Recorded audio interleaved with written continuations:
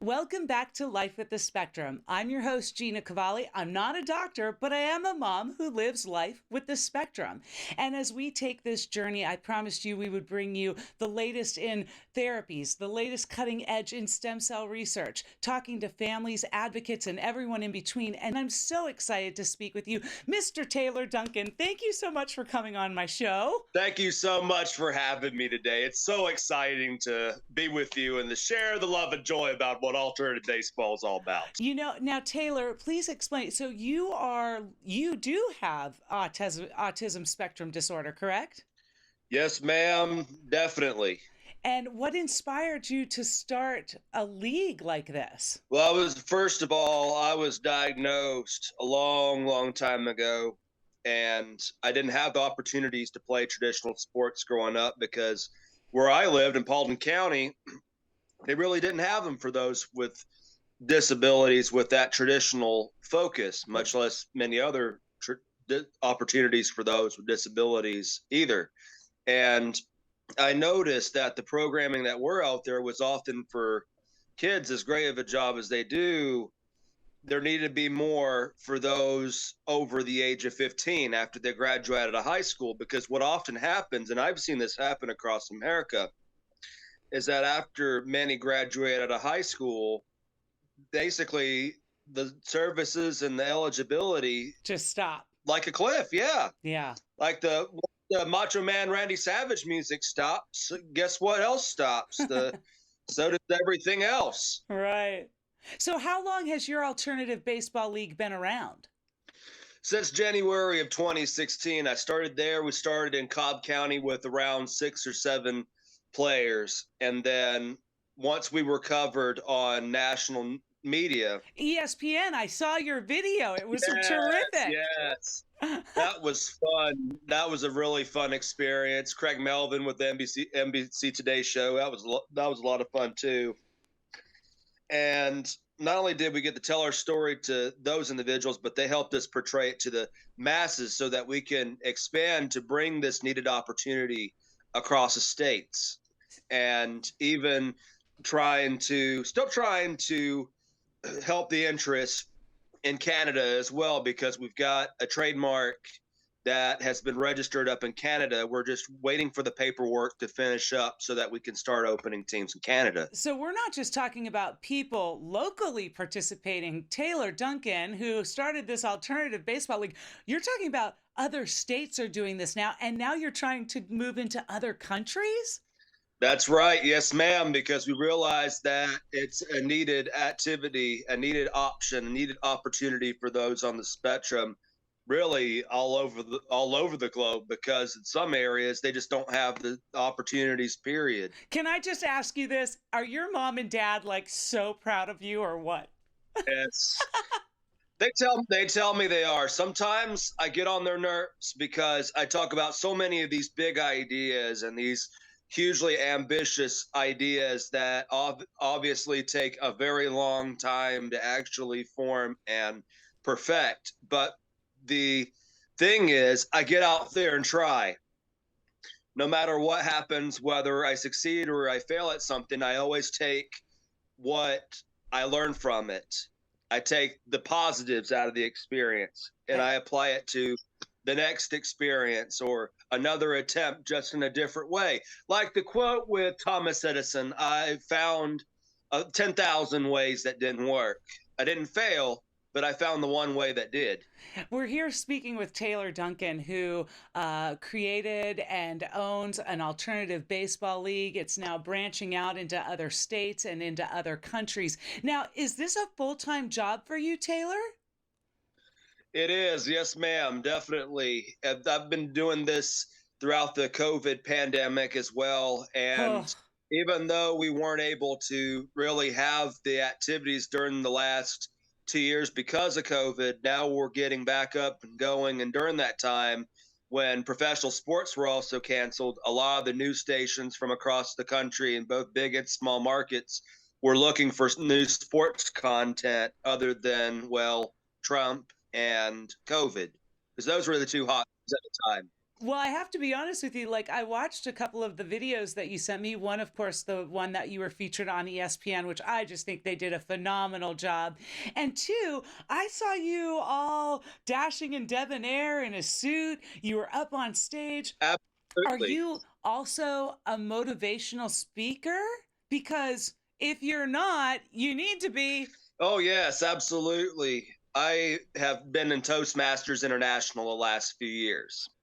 And that organization Okay. focuses on being able to speak clearly, being able to lead with power, with charisma, with motivation, and to be able to become a more competent speaker and a competent leader, especially in the business world and beyond, too. Because when you're competent and when you have the skills and when you go out and seek the knowledge for those new skills, you can help so many more people when you have an open willingness to learn.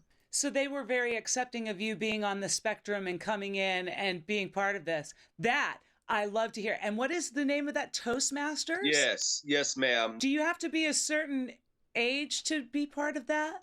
Over 18, I believe, but they do have gavel clubs for younger individuals who want to participate in some areas. Did you go to college, Taylor? I go to college at Toccoa Falls, and I made the dean's list the last Yay. 2 years, every semester, and my major is. That's really awesome. Thank you very much. I'm happy to hear that. My degree, thank you. My degree is in sports management. That's my minor, and then the major is nonprofit business administration. But I'm going a little bit extra with the curriculum because I'm also leaving there with the minor in theology as well. So, do the Braves know about you? I was actually commemorated by the Atlanta Braves in 2019 at Shut now up, Truist Park. really? Back then it was SunTrust Park. Yes, it was fun to be commemorated on the field. I got to watch Freddie take batting practice. I got to meet Dansby. Got to talk with Charlie Culberson for a couple minutes when he was down here. And Brian Snitker is a big supporter of ours too. He's been to an event of Oh, ours good. where we had players and professional players over in Marietta a few years ago. And I'm fixing to send him an email to invite him to our next one up in Chattanooga at AT&T Field, the Lookout Stadium. Well, I'm here speaking with Taylor Duncan, who lives life with the spectrum. Taylor is on the spectrum, and Taylor started an alternative baseball league. Now, if people wanted to learn more about how to join, now you do have to be 15 years or older to join this particular league that you've got going on. Taylor, where would people go? Is it internet? Is it a phone number? Give some information here. Absolutely. And we have several different contact methods. You can go on to alternativebaseball.org to sign up through the player pool, volunteer pool, or if you are listening to this podcast and you want to bring a team to your community, you can set up a Calendly call, an instant appointment, and we will discuss all the logistics of bringing That's alternative terrific. baseball to your area. And in addition to that, as well, if you have questions, my mobile number is up on the website as well. And I'm always happy to answer questions. And if you need help guiding through the player pool application, if you say have certain reading challenges or something up that avenue, basically, then I'm always happy to help guide you through the application as well. Don't let that hold you back. You know, it sounds like nothing has held you back. I have to ask a couple of personal questions, Taylor. I Sure. would be remiss, and so would our viewers. They want to know, what have you found has been like the toughest challenge for you as an adult on the spectrum? I mean, you're living at home, you're going to college, you have this alternative baseball league, you're a motivational speaker, you check all the boxes. What right now in your life is a challenge to you? Basically, getting through the COVID-19 pandemic and being able to get back up, get everything back up and going. And Yeah. really needing the donations through alternative baseball to be able to continue doing that. And in addition to that, too, it's having opportunities to be able to go out there and to spread the message that it isn't just about baseball. It's about the enrichment. It's about the empowerment. And Yes. I believe that every business and every company and every individual can exercise those characteristics of empowerment, of enrichment, and even do it with excitement too, in any avenue, in any line of work. And I would challenge every single professional MLB team out there that alternative baseball is living and breathing and thriving in your community. I would challenge all of these Major League Baseball teams, from the Cubs to our Braves here at home, to partner with this great organization on a local level. Donate the bats, donate the balls, donate uniforms. I mean, surely they have old Freddie Freeman uniforms that are not being used anymore. I mean, donate so that we can keep growing this alternative baseball, because it's not just baseball. This leads, my son, Lyric, who is 9, going on 10, he's on the spectrum, and he will start going back to what they call STARS. And this is a group that is wonderful, volunteer-based out of the YMCA, and they pick up soccer again. Every Friday night, the YMCA donates part of their soccer field so that our kids can go and play alternative soccer. There's no judgment. There are games, but it's not like competitive. It's, they get to wear some skins and stuff like that.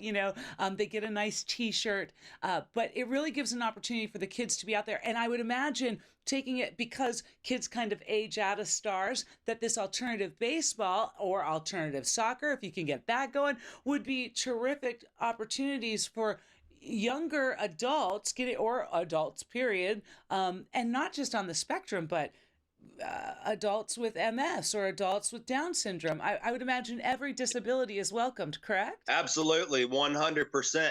One thing to notice, though, is that we focus a lot more on the practices, because there are many that have never had the opportunity to play traditional baseball by traditional rules before. The only adaptation is the type of ball that we use, but we still use the traditional rules like seen on television. Therefore, we focus a lot more on the practices to take more time to grow those social skills, to grow those communication skills. Because even as simple as calling for a ball in the air, I got it.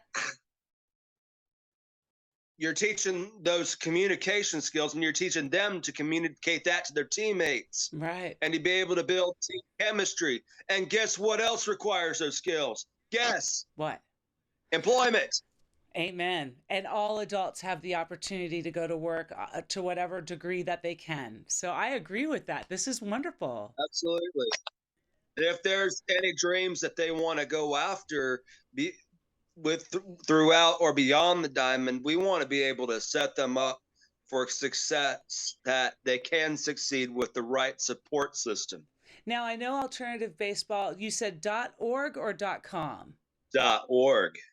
That's where the fun begins. Does that have the list of games coming up? Because I know there's one in Woodstock, which is going to be the closest one to my house. And my husband, my son, and I are all going to come out and support you in October. Excellent. Is the rest of the schedule posted there as well? We're going to get them uploaded. We just got the last venue finalized last week. And so the whole listing is going to be on the website very soon.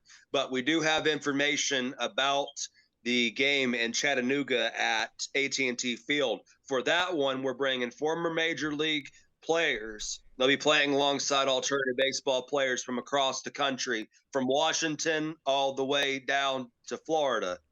And when is this? The fun will begin with that one on November the 5th. And the game time will be at 2:05 in the afternoon.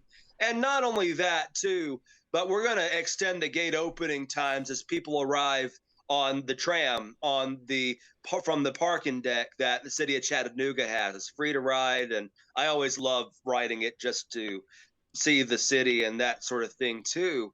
And you get off that, you walk up to the stadium, you pay your $10 to get in. and it's any seat in the stadium. So Taylor, promise me that you and I will chat in that October when I see you in real life at the game. I want to remind you to come on my show just before you head up to Chattanooga. We can do a little snippet or something and make a promo for that you can use on your website and your socials, and we will get people up to Chattanooga to see this game.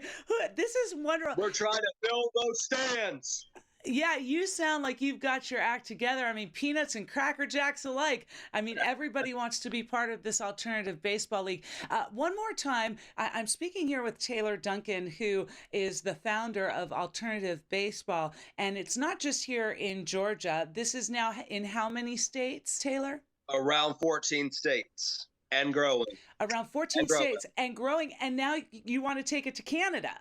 That's right. We just finished up the trademark registration up in Canada, and we're working out the final logistics to be able to start expanding up there as well. You know, I always say this to people that I come in contact with, Taylor, young adults like yourself who are on the spectrum, and oftentimes people look at people on the spectrum or with a disability as if they're stupid or they're without. And I always say being on the spectrum means being different, but not being less. And I think, and I'm going to cry when I tell you this, I think in my heart, you represent that. Thank you. That it's okay to be different, but you're not less than anybody. You're out there kicking ass, dude. And I couldn't be more proud of you. And I know your parents are proud of you too. Thank you. Thank you. That brings a joyous smile to my face for sure. And I'm really happy to hear that. Yeah, and tears to my eyes. Hey. So I'm going to make a plea out to the Braves organization that they need to not only support all of these games and come out, but they also need to donate the baseballs, the baseball bats, the hats, the baseballs. I know you said you don't use the traditional baseball. Is it the one that's kind of softer? Correct. Yes. It's like this. It's still a recreational, yeah, but it's just a little softer. Softer, and it's a little bit larger for people to be able to see the ball easier. Yeah, because alternative baseball, it's not just being on the spectrum. It's people with all kinds of challenges, whether it's vision impairment, maybe they're hearing impaired, maybe they have Down syndrome or whatnot. I think everyone should take the opportunity to visit Taylor's website, alternativebaseball.org. And on your website, aren't those videos listed? The one with you on ESPN and also the one... Absolutely. Yeah. Everybody needs to check those out. Those are great. I tell you what, walking into the Rialto and then leaving there after the TED Talk was over, I mean, I probably felt the swarm of people in there like I was Michael Jackson for another 2 hours. Not Michael Jackson, but who else was big? One of those other big celebrities. Like, they were swarming over me and always asking me questions, and that felt really good. It makes you feel good. Absolutely. It makes you feel really good. Taylor Duncan runs the Alternative Baseball League. It's not just here in Georgia. It's in 14 states and counting. It's also going to Canada. We're going to go worldly with this. And Taylor, I couldn't be more proud of you. Just a couple of more minutes with you. Go ahead and let everybody or remind everybody where they can go to either get more information about joining the league here or maybe possibly setting one up where they live. Yes, www.alternativebaseball.org is where the fun begins. All right. And again, Taylor Duncan, thank you so much for taking the time to sit with me today. I think that in October, I can't wait to come out and see a baseball game and let my son Lyric. I mean, he's obviously a little too young to play on your league with the bigger boys, but at least you'll be able to meet one another and we'll be able to see the peanuts and Cracker Jacks of it all, right? Definitely. Now, for the tour, the first game will be held September the 17th at Carrollton High School at 2:05.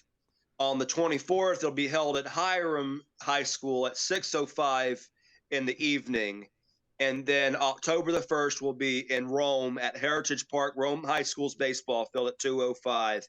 Then October 8th, we're going to be going in the backwoods in Bremen in Haralson County. Wow. And then October 15, we will be at Tommy Mann Field in unincorporated Woodstock, Holly Springs area. That'll be 205.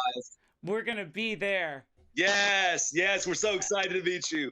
And then 29th, we're going to have Spooktacular at Paulding County High School at 6:05 p.m., where we're going to have our players decked out in Halloween costumes. And we're actually encouraging the general public to come out in their Halloween costumes too. And if they maybe want to give some candy away, they could too.